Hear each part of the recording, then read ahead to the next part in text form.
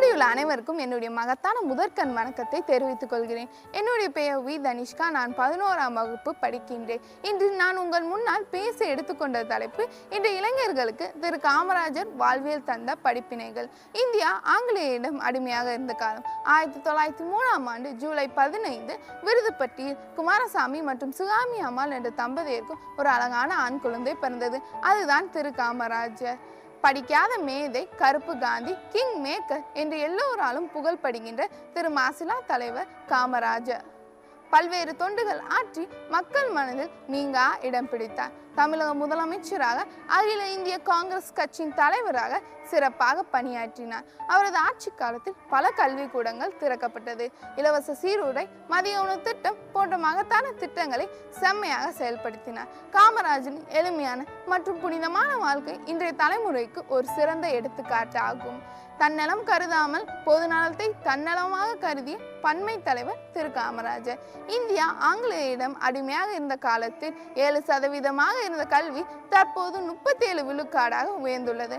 1960களில் தமிழகம் முழுவதும் மதிய உணவு திட்டம் செயல்படுத்தப்பட்டன. திரு எம்ஜிஆர் அவர்கள் இந்த திட்டத்தை சத்துணவு திட்டமாக மாற்றினார். கல்வி மட்டுமன்றி நீர் வளத்துக்கும் தனித்த இடம் உண்டு. அமராவதி, வைகை, மேட்டூர் கால்வாய் திட்டம் போன்ற திட்டங்களை செம்மையாக செயல்படுத்தினார். தந்தை பெரியார் 2000 ஆண்டுகளாக இல்லாத மறுமலர்ச்சி நான் காமராஜர் ஆட்சி காலத்தில் பார்க்கின்றேன். ஊர் முழுவதும் தொழிற்சாலைகள் நிறைந்துள்ளது. இது மூவேந்திர ஆட்சி காலத்தில் கூட இல்லாதது என்றார்.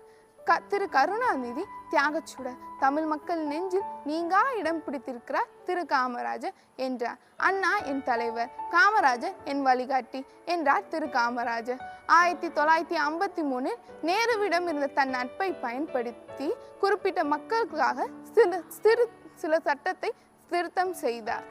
1971 காமராஜர் இந்த உலகத்தை விட்டு மறைந்தார். 1976 காமராஜருக்கு பாரத் ரத்னா என்ற விருது வழங்கப்பட்டது. காமராஜரின் பிறந்த நாளை உலகம் முழுவதும் கல்வி வளர்ச்சி நாளாக கொண்டாடப்படுகிறது. இத்துடன் இந்த உரையை நான் முடித்துக் கொள்கிறேன்.